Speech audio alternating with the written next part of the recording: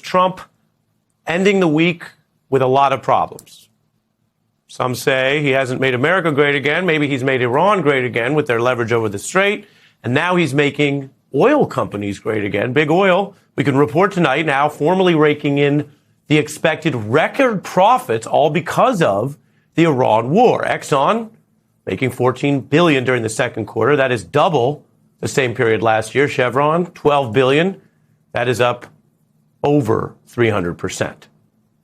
Now, we've said around here before, you don't need a weatherman to know which way the wind blows, and you don't need to be some kind of oil economist to understand why they're making that money. They're making it off you and anyone else who seems to have to buy oil today, or, of course, do anything that involves a supply chain. So whether you drive a car, or you're getting an Uber, or you have something shipped, all of this money's up. We're all paying for it. The oil companies are making the money. We are paying more for gas. Trump, we should note, since he insists on trading so much, has shares in Exxon and Chevron. Critics argue there is a wider ring of corruption.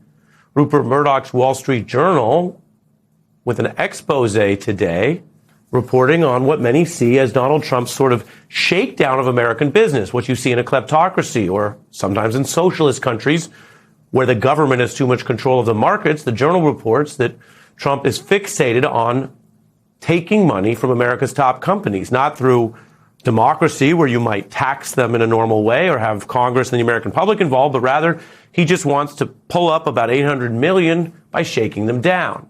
And then that money goes not, again, to the general welfare. If you taxed companies and supported, say, Americans' health care, well, that would be democracy. But instead, it's all personal with him, routing it to the pet projects or the reflecting pool, the ballroom. Companies have traded notes about what one Wall Street analyst calls the Trump transaction tax, the Journal reports in this expose, which are payments outside of the cost of normally doing business. Another way of saying it is simply that we're replacing the free market with the market for Trump's affections. Remember, there are all kinds of debates in American politics. Larger government or small, more government intervention or less, more liberal or more conservative. That's not what we're living through, particularly in the unbridled second term of the Trump era, which might be one reason why he's so unpopular and so many independents and conservatives have turned against him, because it's not just betraying conservative principles. It's a type of self-dealing and corruption that most people don't recognize as ever occupying the White House. No other president has been so brazen as to take this much money out of U.S. companies and foreign governments for their own personal benefit.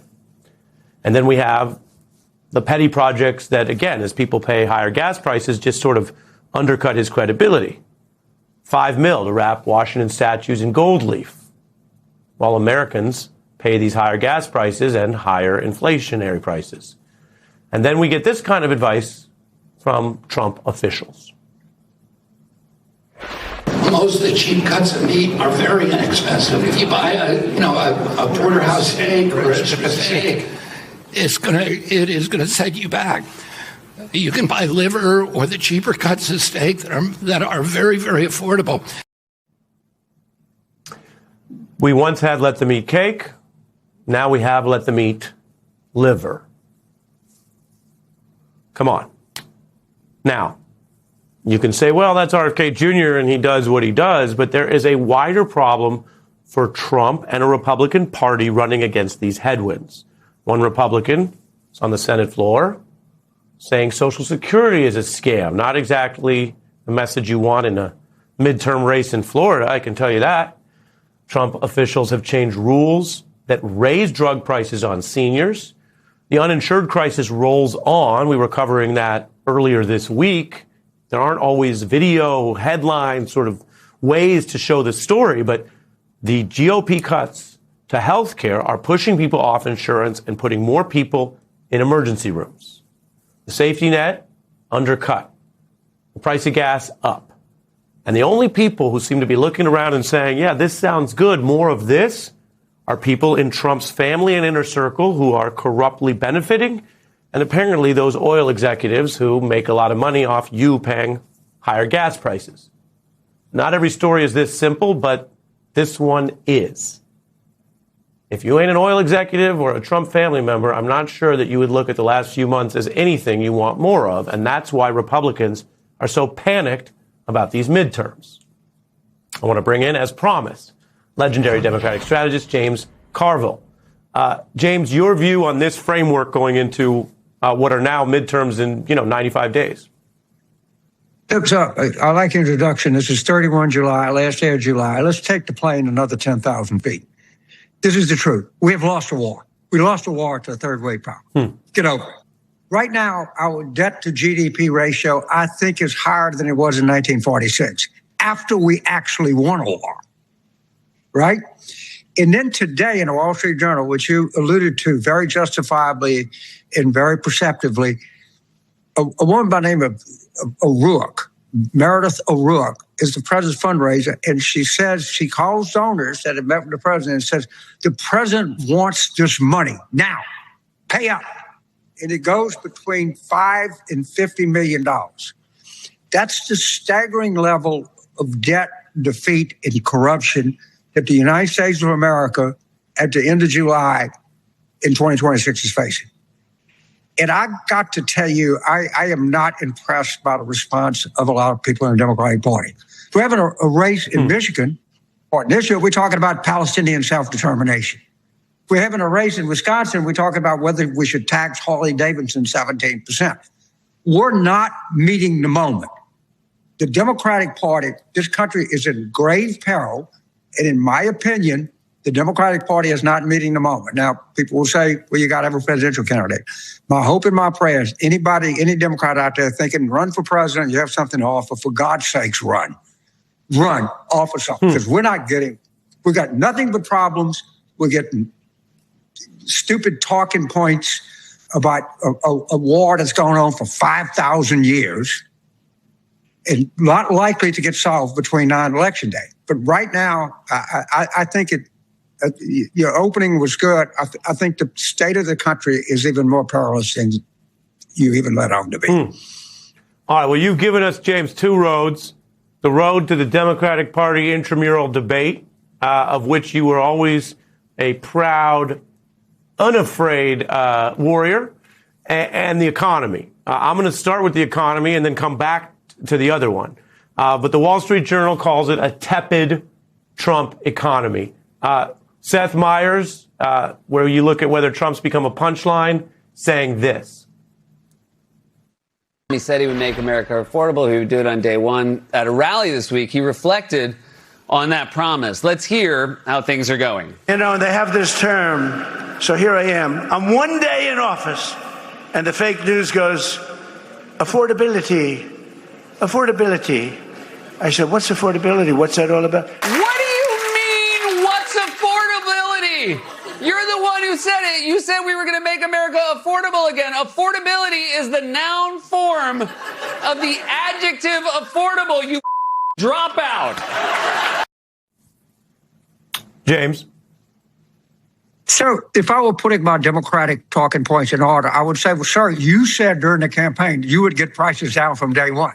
Day one is not a made-up myth by Democrats. He actually said that. All right? I don't think Trump matters that much anymore. I think he's a washed-up, fat old man.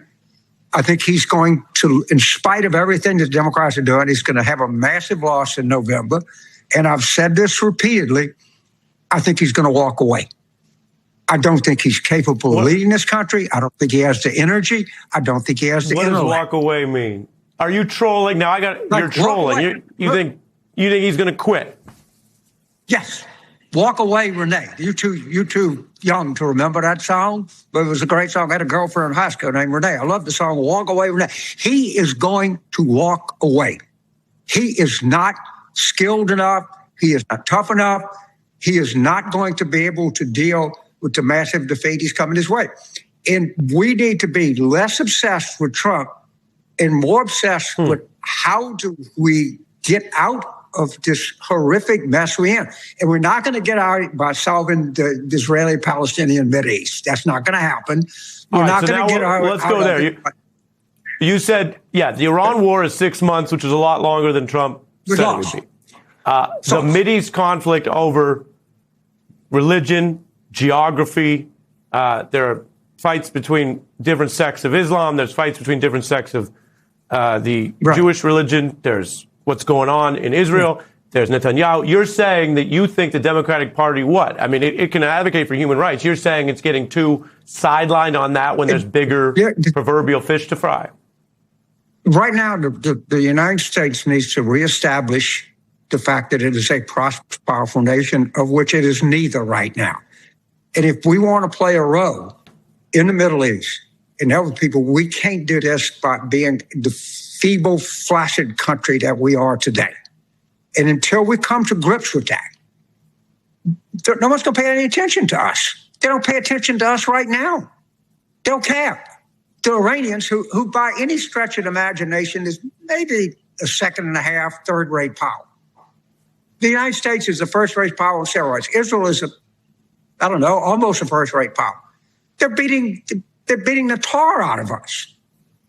They don't even let us surrender. And until we come, and my point is, until we come to a fundamental understanding of what our position is, we can't solve it. And I can't come on here and be go team, go, USA, we got it, we're the greatest, we're 250 years.